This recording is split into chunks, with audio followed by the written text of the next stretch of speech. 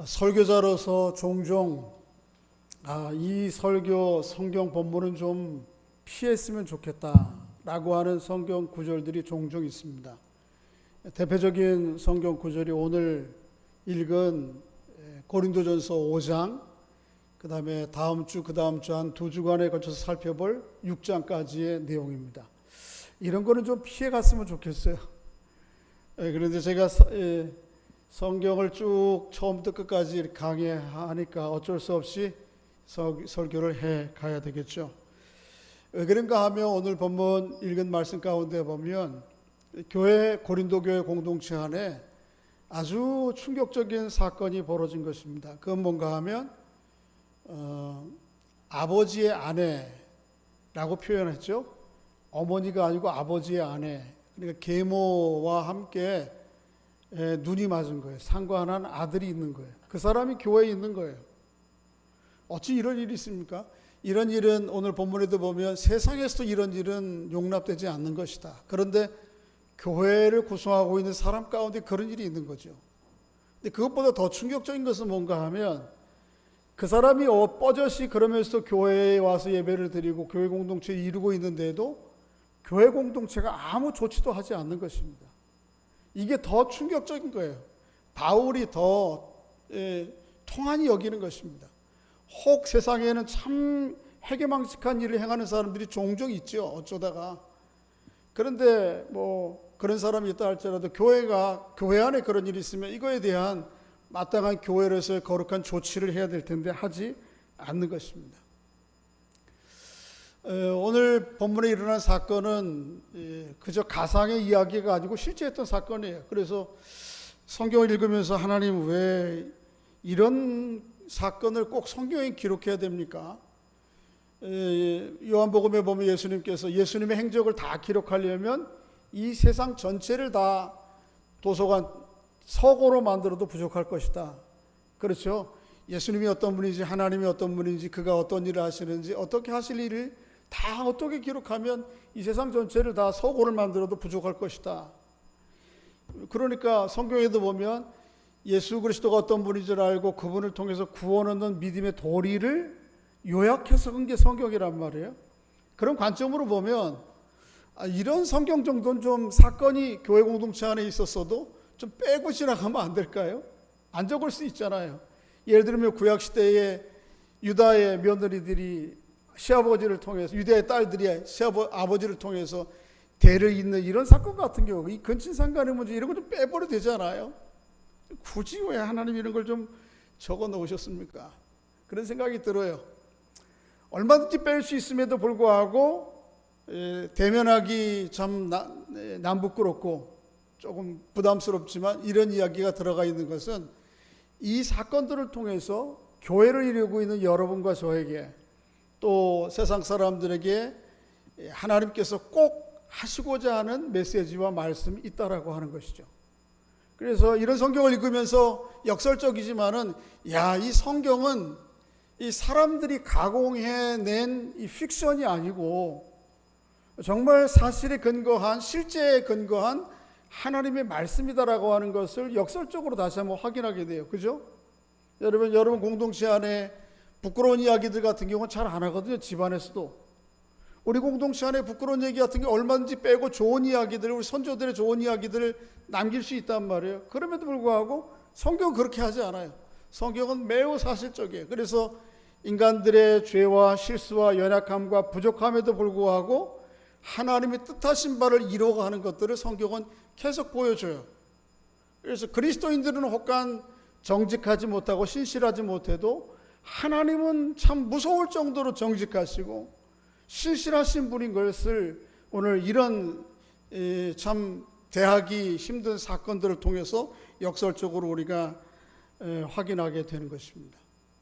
어쨌든 오늘 본문을 통해서 좀 대면하기 좀 힘들고 또 듣기도 좀 거북스러울 수 있겠지만 이런 좀 사건들을 통해서 하나님께서 우리에게 뭘 말씀하시려고 하는 건지 한번 좀 살펴보도록 하겠습니다. 살펴봤지만 고린도 교회에 어떤 일이 발생한 거죠? 근친상간의 문제가 발생한 거예요. 그래서 아버지의 아내, 어머니면 그냥 어머니라고 그랬을 텐데 아버지 아내 이렇게 하는 게 보면 학자들이 생각할 때 계모라 그렇게 생각하죠. 여러분 얼마 전에 미국의 아주 유명한 배우가 네 번째인가요? 다섯 번째 아주 그분 유명한 배우인데 80이 넘은 배우예요. 손과 얼굴이 쭈글쭈글 또 나이가 좀 들어도 이렇게 좀 탱탱한 얼굴을 가진 사람이 있는데 그분은 기질적 이렇게 체질적으로 좀 주름이 많은 그 사람이 결혼했어요. 최근에 20대 후반인지 30대 초반 그런 사람하고 이렇게 손을 잡고 가는 영상을 사진을 보았어요. 네 번째인가 다섯 번째 결혼이에요. 그런 거죠. 본문 당시에도 유력한 사람이 재력이 있고 힘이 그런 사람이 아내가 여럿 있지만은 또 이미 아내가 있었지만 늦게 재력을 근거로 딸과 같은 연령대의 사람과 결혼하는 거예요. 그러면은 자기 아들이 오히려 그 자기가 늦게 얻은 아내보다 나이가 더 많을 수 있는 거죠. 그런 이 상관관계 그런 속에서 이런 일이 썸씽이 벌어질 수 있는 거죠. 그런 일이 벌어졌어요. 참 안타까운 일이죠. 그런데 문제는 그 사건 자체도 충격적이지만 그렇게 해서 교회를 나오는 사람이 그거에 대해서 교회가 아무런 조치도 취하지 않고 있다는 거에 대해서 바울은 더 통분히 여기는 것입니다. 오늘 본문 1절, 2절 한번 읽어볼까요? 시작. 너희 중에 심지어 음행이 있다함을 들었으니 그런 음행은 이방인 중에서도 없는 것이라. 누가 그 아버지의 아내를 취하였다 하는도다. 그리하여도 너희가 오히려 교만하여져서 어찌하여 통한이 여기지 아니하고 그 일 행한 자를 너희 중에서 쫓아내지 아니하였느냐. 그냥 보고 있는 거죠. 왜 교회가 그런 사람들을 그저 묵인하고 있는지는 모르겠어요. 이유는 설명되어 있지 않지만 아마도 교회에 유력한 사람일 수 있고 지역에 유력한 사람일 수 있을 것 같아요. 재력이 있다든지 뭐 여러 가지 면에서. 그런데 안타까운 일이죠. 그냥 두면 안 되는 거죠. 왜 내쫓지 않느냐고 바울은 통한이 여기는 것이죠. 이게 고린도 교회에 이런 일이 발생하게 된 주 요인은 아마도 고린도 지역이 가지고 있는 그런 문화와 생활 양상과 좀 관련이 있을 것 같아요. 이 고린도라고 하는 도시의 배후에 그게 아크로코린도라고 이렇게 얘기하는데 한 600m 고지 위에 사랑과 미의 여신 아프로디테, 다른 말로 비너스라고 하는 여신을 섬기는 신전이 있었습니다. 그런데 이 신전에 신도 여자지만 거기에 섬기는 사제들이 대부분 다 여자예요. 1000명이 있었다고 그래요. 학자들에 의하면. 그런데 이 1000명의 여사제들이 하는 일이 뭔가 하면 외국인과 그 지역 사람들, 참배하러 오는 사람들과 종교적인 관점으로 성관계를 갖는 것입니다. 그 여사제들과 성관계를 가짐으로 인해서 미와 사랑의 신이 주는 혜택을 덧입게 된다고 하는 믿음을 가진 사람들이죠. 그러니 이 세상 그런 문화 가운데에서 고린도 교회가 형성이 되었으니 더 말할 것도 없겠죠. 그래서 당시에 고린도 교회 사람처럼 행동한다라고 하는 말은 아주 성적으로 자유분방하며 또 방종한 삶을 산다라고 하는 말과 동의어였어요. 그럴 정도로 고린도가 아주 이 성적 방탕함과 무절제와 사치의 도시였습니다. 그런 문화들이 교회 안에 들어와 있는 거죠. 이전에 그런 삶을 살았어요. 대부분의 고린도 사람들이. 그런데 바울이 전한 복음을 듣고 교회가 형성이 되어서 사람들이 회집이 되었는데도 예수 믿기 이전에 자신들의 생활 관습을 버리지 않고 그대로 있는 거예요. 그대로. 오늘 본문이 그런 상황 가운데서 벌어진 것이죠. 예수 믿기 이전에 어떤 방탕한 삶을 살았어도 예수 믿고 나서는 이제는 바뀌어야 되는 거죠, 삶이. 그런데도 여전히 옛 관습과 습성들을 버리지 못하고 있고, 교회는 그거에 대해서 또 그저 묵인하고 있는 거죠. 못마땅할 수 있겠지만 아무 소리 안 하고 있는 것입니다. 바울이 이 문제에 대해서 통탄해요. 그래서 오늘 보면 2절에 보면 왜 통한이 여기지 않느냐, 이 통한이 여기다라고 하는 말이 펜데오라고 하는 말인데 이게 아주 매우 강한 의미의 의미를 띤 어조 그 표현이에요. 단어예요. 예를 들면 민족 전체가 다 하나님의 심판에 직면하게 된다. 이럴 때에 아주 하나님 앞에 슬픔과 고통을 가지고 하나님 앞에 애통히 여기잖아요. 그럴 때 쓰는 단어예요. 사랑하는 사람을 사별했을 때, 그럴 때 통한이 여기는 거예요. 그런데 바울이 그런 심정으로 지금 교회를 바라보는 거죠. 어찌 이럴 수가 있느냐, 교회가. 그렇게 통한이 여길 정도가 아니고 오늘 본문을 좀 자세히 살펴보면 바울이 4번에 걸쳐서 매우 강한 어조로 그런 사람들을 당장 단호하게 조치하라고 얘기합니다. 2절에 보면 왜 쫓아내지 않느냐 그렇게 얘기를 하고요. 5절에 보면 비유적인 표현이지만 사탄에게 내어주라 그렇게 하고, 7절에 보면 또 비유적으로 표현하죠. 묵은 누룩을 제거하라 이런 얘기하라. 13절에 보면 내쫓으라. 이렇게 4번에 걸쳐서 직접적으로 비유적으로 단호하게 이 문제에 대해서 조치할 것을 이야기를 하고 있습니다. 그러면서 바울은 구체적으로 어떻게 이 문제를 교회가 다뤄야 될지에 대해서 4절과 5절에서 이야기하고 있습니다. 한번 4절과 5절을 읽어볼까요? 시작. 주 예수의 이름으로 너희가 내 영과 함께 모여서 우리 주 예수의 능력으로 이런 자를 사탄에게 내주었으니 이는 육신은 멸하고 영은 주 예수의 날에 구원을 받게 하려 함이라. 한번 읽어서는 그 의미가 잘 닿지 않겠지만 4절과 5절에는 이런 문제를 첫째는 교회가 단호하게, 첫째는 공적으로 다뤄야 될 것을 얘기해요. 쉬쉬하고 우리끼리 이렇게 얘기하는 게 아니고 공적으로 돼야 될 것. 그래서 내 영과 함께 모여서 어떻게 했어요? 모여서. 두 번째는 어떻게 하고요? 5절에 보면 이런 자를 사탄에게 내어주라. 단호하게 처리하라는 것입니다. 그렇지만은 또 한 가지 깔고 있는 중요한 요소, 태도가 있어요. 그게 뭔가 하면 육신은 멸하고 영은 주 예수의 날에 구원을 받게 하려 함이라. 여전히 그에게도 구원의 가능성과 기대를 가지고 있는 것이죠. 그러니까 교회 안에 어떤 죄와 허물에 대해 문제를 다룰 때에 이후에 살펴보겠습니다만은 첫째는 공적으로 다뤄야 될 상황이 되면 공적으로, 두 번째는 단호하게, 세 번째는 언제나 그리스도의 마음으로, 사랑으로, 그럼에도 불구하고 용서하고 회개하고 돌이킬 가능성이 여전히 남아있는 마음으로 대하라는 것이죠. 이렇게 교회 안의 죄와 허물을 다루는 문제를 좀 어려운 말로 교회 법으로, 교회 용어로는 권징이라 그러죠. 권징, 권하고 징계한다. 이 교회 안에 이루어지는 죄와 허물에 대해서 권징하는 원리를 예수님께서 마태복음 18장에 말씀하셨어요. 그래서 마태복음 18장에 있는 예수님의 권징에 대한 원리와 또 절차, 그리고 또 사도 바울도 오늘 본문 이외에도 다른 몇 곳에서 고린도서나 데살로니가서에 같은 데 보면 그런 절차에 대해서 부분적으로 이야기하거든요. 그걸 한번 좀 크게 한번 좀 정리를 좀 하겠습니다.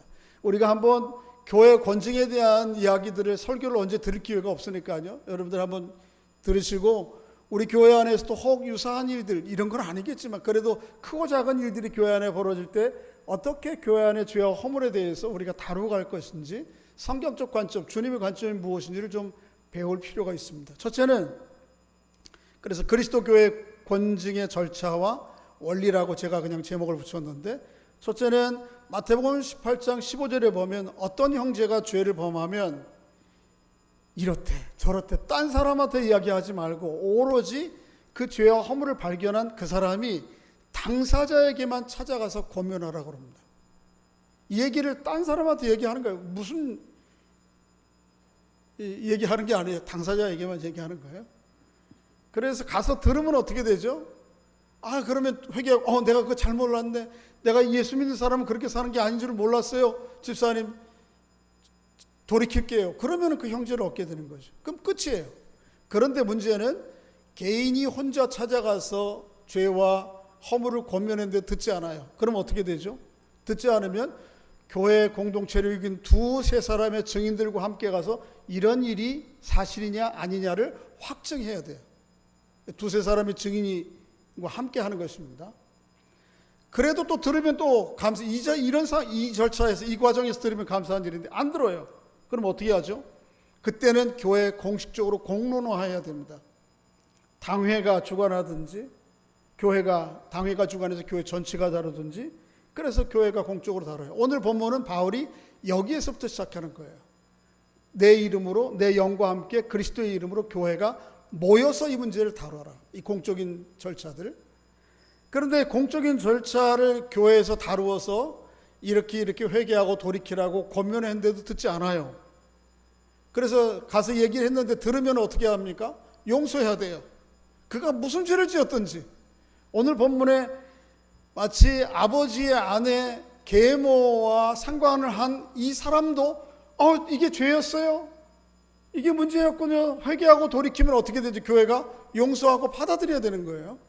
그런데 듣지 않으면 어떻게 되는가 하면, 교회의 결정을 불복하면 그 사람과 성도들과 교회가 공식적으로 교제를 중단을 선언해야 됩니다. 이 사람과 교제하지 마십시오.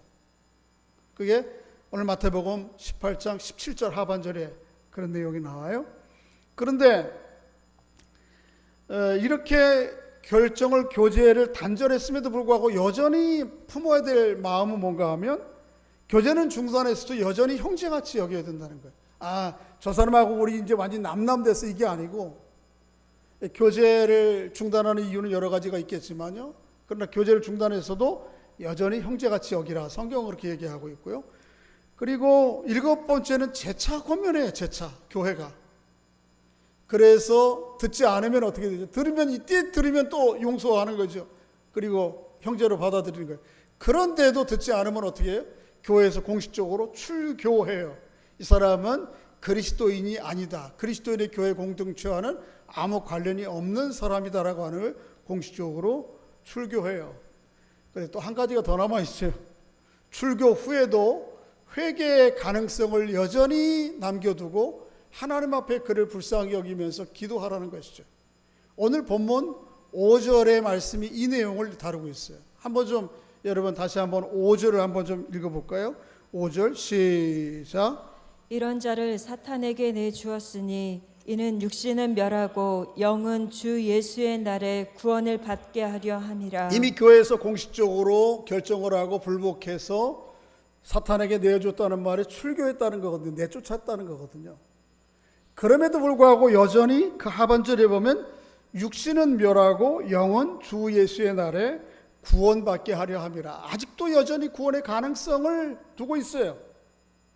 여기 좀 시간이 없어서 이 육신은 멸하고 영은 구원받는다라고 하는 말을 좀 설명을 해야 되는데, 이거 잘못하면 헬라 이원론적 사고 구조를 가지고 우리의 몸은 멸망당할 것이고 우리 안에 보이지 않는 인간의 구성 요소인 영은 구원받는다, 이런 영지주의나 헬라 철학적 관점의 얘기가 아니고, 교회의 단호한 조치와 출교로 말미암아 이 사람이 아주 충격을 받고, 육신은 멸한다고 하는 말은 뭐냐면 세상적 삶의 모든 삶의 방식들을 돌이키고, 그런 뜻입니다. 돌이키고 결국은 그의 존재의 중심이 하나님 앞으로 돌아와 구원받게 된다, 그런 말이에요. 이 설명은 좀 나중에 좀 기회가 되면 할 필요가 있을 것 같아요. 시간이 너무 없었어요. 중요한 건 뭐죠? 교회가 권직을 어떻게 행해야 될지 오늘 본문으로 우리에게 쭉 절차들을 이야기하면서 그 권직에 따라서 계속해서, 그럼에도 불구하고 교회와 성도들이 죄와 허물 가운데 있는 사람을 다뤄갈 때에 취해야 될 태도가 뭔지를 보여줘요. 뭘 얘기하죠? 끝까지 여전히 형제의 마음으로 돼, 긍휼의 마음으로 돼야 돼. 끝까지 여전히 또 구원의 가능성을 염두에 두고 하나님 앞에 기대하면서 불쌍히 여김으로 돼야 돼요. 비록 그가 교회에서 출교되었다 할지라도. 그래서 교회의 권징은 언제나 사랑의 마음으로 마지막까지 회개와 돌이킴의 기회들을 하나님 앞에 그거 남겨두고, 그리고 그를 다루어야 되는 거죠. 뭘 알 수 있어요? 하나님의 은혜가, 하나님의 사랑이 이렇게 놀라운 거예요. 죄의 분량보다 언제나 은혜의 분량이 커요. 할렐루야. 그죠? 죄가 아무리 끔찍한 일을 할지라도 그 죄를 뛰어넘어서 그를 용서하고 하나님의 자녀로 삼을 하나님의 놀라운 사랑과 은혜가 있어요. 그래서 로마서에 보면 바울이 이렇게 얘기하고 있죠. 한번 좀 읽어보겠습니다. 시작. 한 사람의 범죄를 인하여 많은 사람이 죽었은즉 더욱 하나님의 은혜와 또한 한 사람 예수 그리스도의 은혜로 말미암은 선물은 많은 사람에게 넘쳤느니라. 예수 그리스도의 은혜는 항상 많은 선물이죠. 죄의 분량보다 항상 커요. 은혜는. 우리는 이 사실을 기억해야 돼요. 그래서 우리 주변에 크고 작은 이 허물과 연약함이 있을 때에 그 죄와 허물을 가지고 그 사람을 단정하고 단죄하는 것으로 끝내면 안 됩니다. 언제나 그럼에도 불구하고 아무리 끔찍한 흉측한 죄를 범한 사람이라도 이 사람도 주님께 돌아올 기회가 있고 이 사람을 돌이킬 하나님의 은혜와 능력은 더 크다라고 하는 걸, 넘친다라고 하는 걸 늘 우리는 기억해야 돼. 그런 마음으로 교회 권징의 문제를 다뤄야 된다라고 하는 것이죠. 바울은 이렇게 교회 권징에 대한 이야기들을 한 이후에 오늘 6절 말씀부터 그 이하의 9절까지에 보면 8절까지에 보면 이스라엘 백성들이 과거에 경험했던 유월절의 사건을 상기시키면서 우리가 왜 그리스도인으로서 거룩하고 경건한 삶을 살아야 될지에 대해서 이야기를 하고 있습니다. 그게 오늘 보면 6절부터 7절, 8절인데요. 한번 좀 아까 읽어봤습니다만은 한번 6절, 7절 한번 읽어보겠습니다. 시작. 너희가 자랑하는 것이 옳지 아니하도다. 적은 누룩이 온 덩이에 퍼지는 것을 알지 못하느냐. 너희는 누룩 없는 자인데 새 덩이가 되기 위하여 묵은 누룩을 내버리라. 우리의 유월절 양 곧 그리스도께서 희생되셨느니라. 네, 거기까지만요. 보세요. 여러분 유월절이 어떻게 만들어졌는지 유래에 대해서 좀 아시죠? 이스라엘 백성들이 430년 동안 애굽 바로의 노예로 생활했습니다. 말이 그렇지 430년 동안 노예로 생활한다는 것이 얼마나 고통스러워요. 사실은 그거는 뭐죠? 그들의 죄의 대가를 치르는 것이었어요. 그죠? 그런데 하나님께서 놀랍게도 430년 동안 노예 생활하고 있는 애굽에 있는 이스라엘 히브리 사람들의 신음소리를 들으시고 또 그들의 조상들과 하나님이 맺으셨던 언약을 다시 기억하시고 이 이스라엘 백성들을 구원해 내시고자 하시죠. 그런데 애굽의 바로는 호락호락 이스라엘 백성들을 내보내주지 않아요. 그래서 하나님께서 동원한 게 뭐죠? 10가지 재앙을 동원하십니다. 10가지 재앙을 첫 번째부터 9째 번까지 계속 시행을 해도 바로는 마음을 좀 돌이켜서 이스라엘 백성들을 애굽에서 나가라고 할 것 같다가도 또 번복하고 계속하죠. 이 9번째까지 그렇게 할 정도로 바로의 마음이 흔들림이 없어요. 완악해요.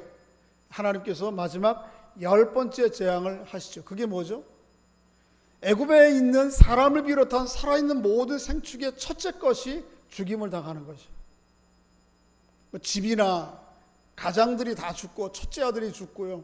짐승 중에도 가장 먼저 태어난 것들은 다 죽게 되는 이 끔찍한 일들이 애굽 경내에서 이루어지는 거예요. 그런데 그 애굽 경내 안에 있던 히브리 사람들, 유대인들에게는 언약이 약속이 하나 주어져요. 그건 뭔가 하면 1년 된 어린 양을 잡아서 어린 양의 피를 너희들이 머무는 문설주에 바르라. 그러면 그 애굽에 이루어지는 첫째 것들을 심판하는 하나님의 심판이 그 가정을 넘어갈 것이다. 거기에서 넘어간다라고 하는 말이 패스오버, 유월이라고 하는 거거든요. 담을 넘다 그런 거예요. 그러니까 이스라엘 백성들에게는 구원이요, 애굽 사람들에게는 뭐예요? 심판의 사건이죠. 이게 유월절이에요. 그래서 오늘 본문에 보면 그 유월절 어린 양을 누구라고 그러시죠? 이스라엘 백성들이 수백 년 동안 수천 년 전에 경험했던 어린 양은 실제적인 1년 된 어린 순양이에요. 그런데 하나님께서 그 사건들을 통해서 종말의 어린 양 대신 예수 그리스도를 통해서 세상을 구원할 것을 미리 보여주시는 것이죠.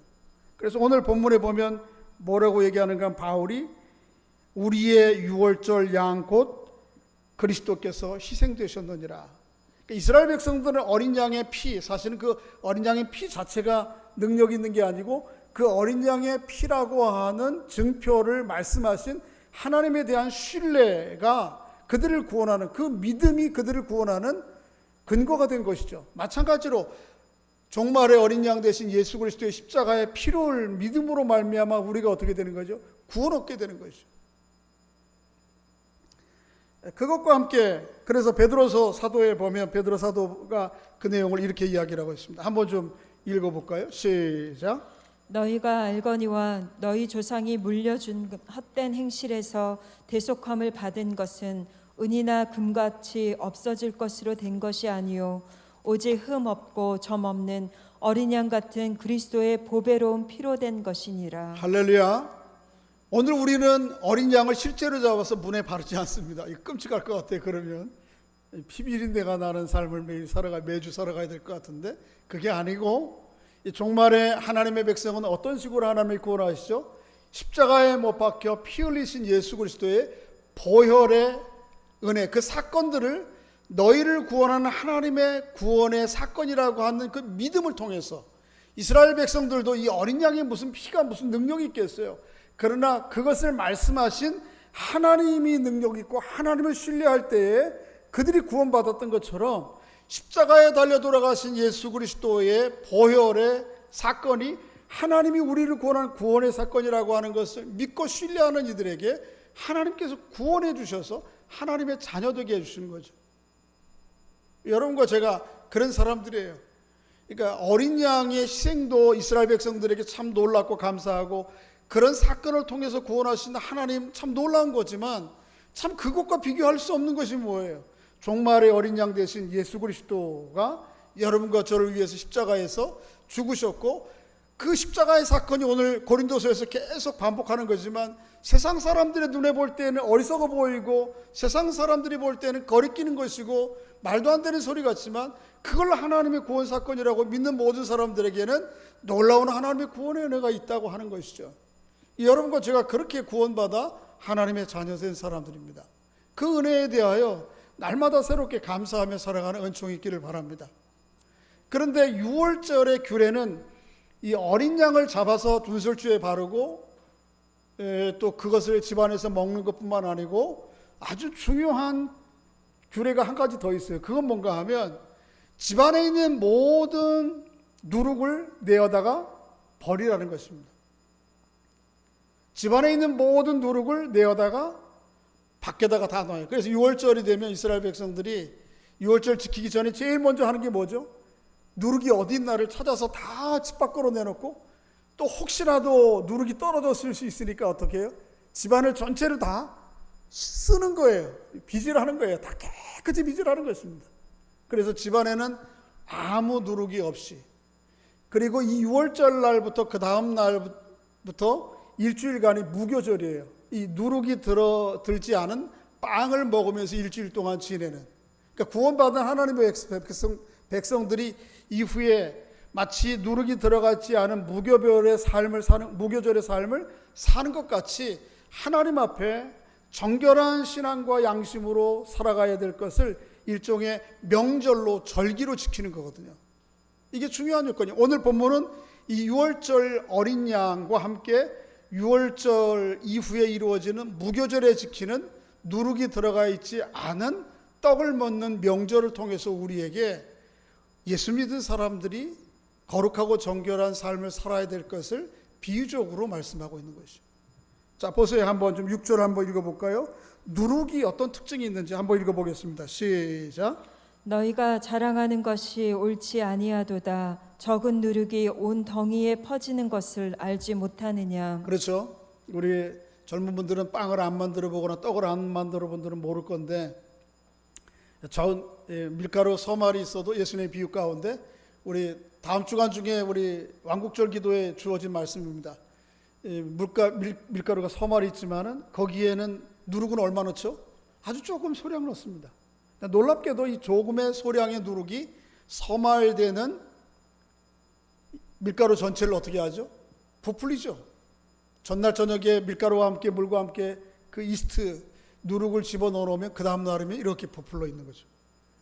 마치 작은 죄가 이 누룩이 온 서말되는 밀가루들을 부풀려서 변형시키듯이 그리스도인 안에 있는 작은 죄가 그 사람을 그렇게 변형시킬 수 있다는 거예요. 교회 공동체 안에 아주 부분적인 사람의 허물과 잘못이 교회 공동체 전체를 오염시킬 수 있다는 것이죠. 그렇기 때문에 어떻게 해야 돼요? 개인적으로 교회 공동체적으로 죄에 대하여, 작은 죄에 대하여서라도 우습게 생각하면 안 되는 거죠. 어떻게 처리해야 됩니까? 오늘 본문에 있는 것처럼, 앞에 살펴본 것처럼 단호하게 처리해야 되는 거죠. 데살로니가서에 있는 말씀대로 어떻게 해요? 죄는 모양이라도 버리고 악은 그림자라도 가까이 하지 않아야 되는 거죠. 이게 그리스도인의 마땅한 자세예요. 그래서 우리 그리스도인들은 마치 6월절 은혜, 하나님의 구원의 은혜에 감사하여 무교절 일주일을 지내는 이스라엘 백성들이 이거 맛없는 딱딱한 빵 이렇게 지냈을까요? 아니죠. 딱딱한 맛없는 빵을 먹으면서 뭘 했을까요? 우리를 구원하셔서 430년 동안 죄와 고통 가운데 있는 우리를 구원하신 하나님에 대해서 기억하는 거죠. 평소에는 어떻게 합니까? 이스라엘 사람들이 평소에는 다 이스트 들어간 부드러운 빵 먹어요. 그런데 어떻게 해요? 무교절에는 딱딱한 밀가루만 들어가 있는 빵을 먹으면서 그거를 기억하는 거죠. 하나님의 구원의 은혜를. 그러므로 6월절과 무교절을 지내는 이스라엘 백성들이 참 오늘 표현에도 명절이라는 표현이 있습니다만은 기쁨으로 그 명절을 지키는 거거든요. 누룩이 들지 않은. 오늘 여러분과 저는 더 이상 어린 양의 피를 잡거나 실제적으로 누룩이 들지 않은 빵은 우리나라의 개떡 비슷한 거, 그거보다 더 맛이 없을지도 몰라요. 그런 빵이지. 우리는 그래서 쌀로 만드니까 차기가 있는데 밀가루로 만든 누룩이 없이 물만 넣어서 만든 빵은 정말 거칠고 딱딱하고 맛이 없습니다. 근데 요즘 좀 반대긴 해요. 지난번에 한번 인도에 선교지에 갔을 때 우리 평소에 한국 빵은 어떻습니까? 매우 기름지죠, 그죠? 달죠. 당분도 많이 들어가고 버터도 많이 들어가고 우유가 들어가서. 그래서 제가 아침을 주식으로 먹는데요, 빵을 일반 이렇게 보통 빵을 사면 주식으로 먹을 수 없을 정도로 기름지고 지방이 많고 달아요. 그래서 아주 담백한 빵을 먹으려고 그러는데, 이렇게 평소에 우리가 한국에서 단빵 먹다가 인도에서 네팔로 넘어가는 선교지 단체를 갔을 때 길거리에서 이렇게, 거기 식당이 주변에 없으니까요, 길거리에 화덕 하나 만들어 놓고 이렇게 팔거든요. 그런데 이 사람들 파는 건 정말 아무것도 안 들어갔어요. 밀가루에다가 우유 좀 넣었는지 모르겠는데 이거 반죽해가지고 탄두리라고 하는 화덕에다가 구워서 던져줘요. 약 노릇노릇하게 탄 거. 근데 그게 너무 담백하고 맛있는 거예요. 이 껍데기까지 들어있는 여담입니다. 침을 흘리지 마시고. 자, 뭐예요? 그래, 이스라엘 백성들이 우리처럼 오늘 우리가 피를 바르거나 아니면 무교병 빵을 만들어서 먹진 않아요. 그런데 이것은 어떤 의미입니까? 신앙적 적용에 관한 문제죠. 오늘 본문 어떻게 그 무교절을 오늘 우리가 지켜야 되는지에 대해서 8절이 이야기하고 있습니다. 한번 읽어보겠습니다. 시작. 이러므로 우리가 명절을 지키되 묵은 누룩으로도 말고 악하고 악의에 찬 누룩으로도 말고 누룩이 없이 오직 순전함과 진실함의 떡으로 하자. 여러분과 제가 먹어야 될, 지켜야 될 6월절 무교절은 어떤 것이죠? 악하고 악의에 찬 마음들을 다 제거한, 악하고 악의에 찬 누룩은 악하고 악의에 찬 마음들입니다. 이 누룩을 빼어버리고 끝에 보면 오직 순전함과 진실함의 마음, 오직 순전함과 진실함의 마음으로 빚은 떡, 그게 우리 그리스도인의 삶인 것이죠. 우리 예수 믿는 사람들이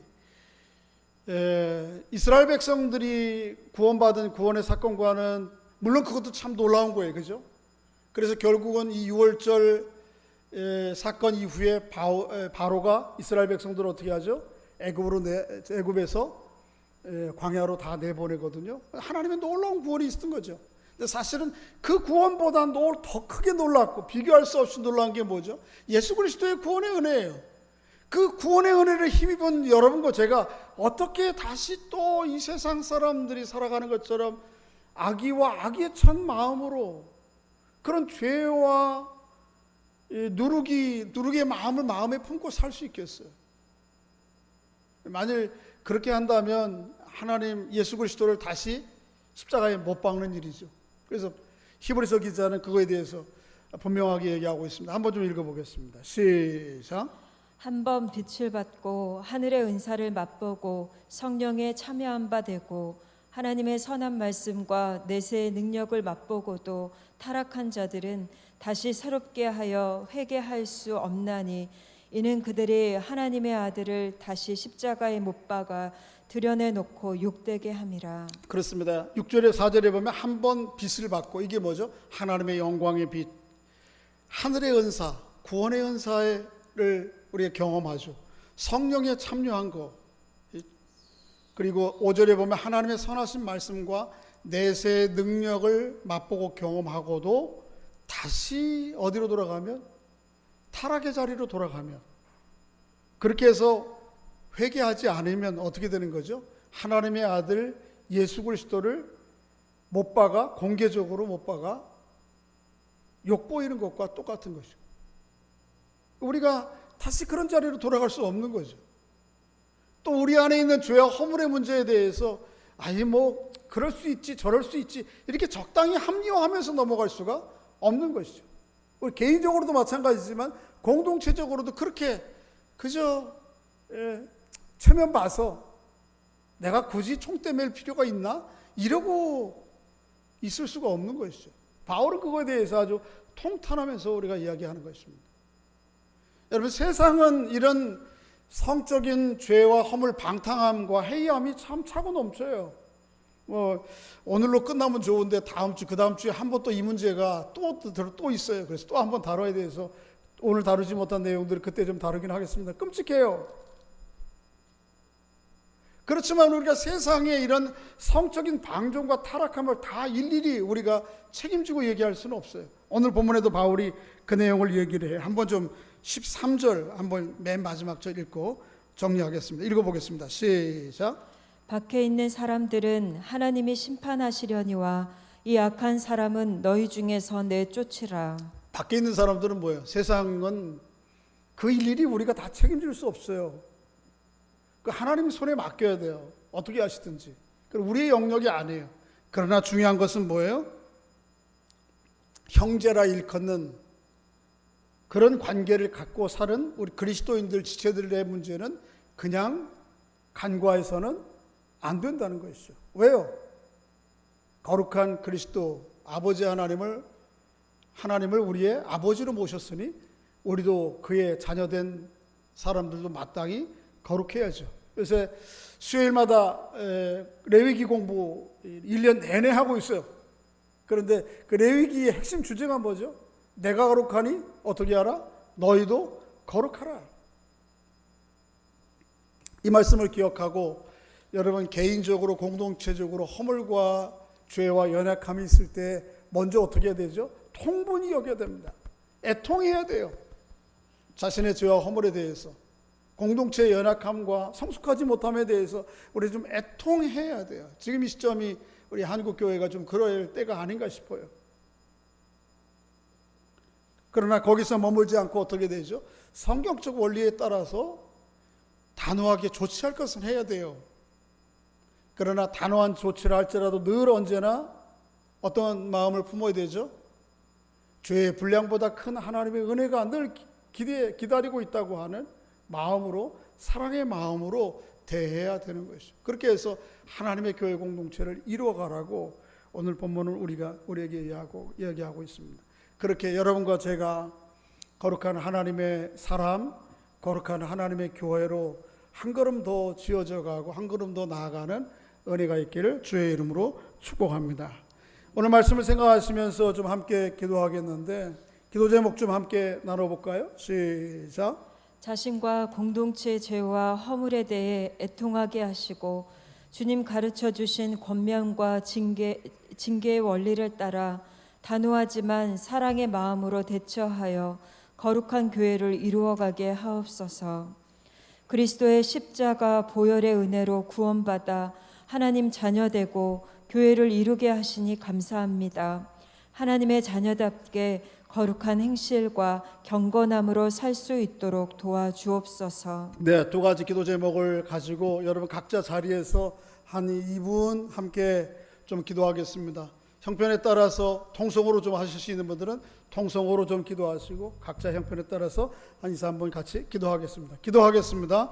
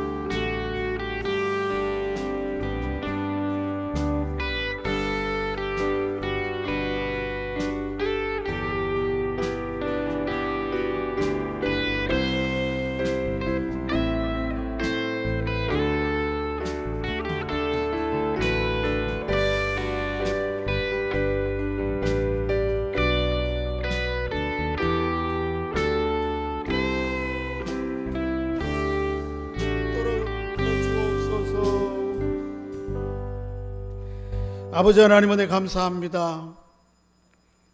자신과 공동체의 죄와 허물에 대하여 습관적으로 용납하고 또 합리화하지 않도록 오히려 깊이 눈떠 애통하고 하나님 앞에 회개하고 돌이키는 저희들 될 수 있도록 은혜를 베풀어 주시옵소서.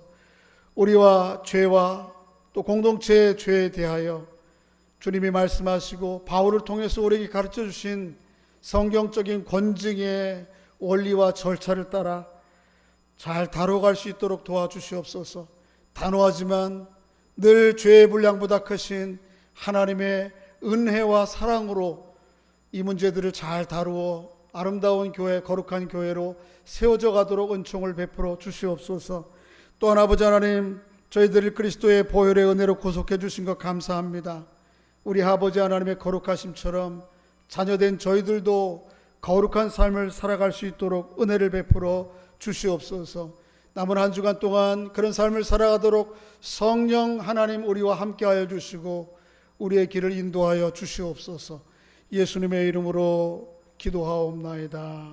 아멘.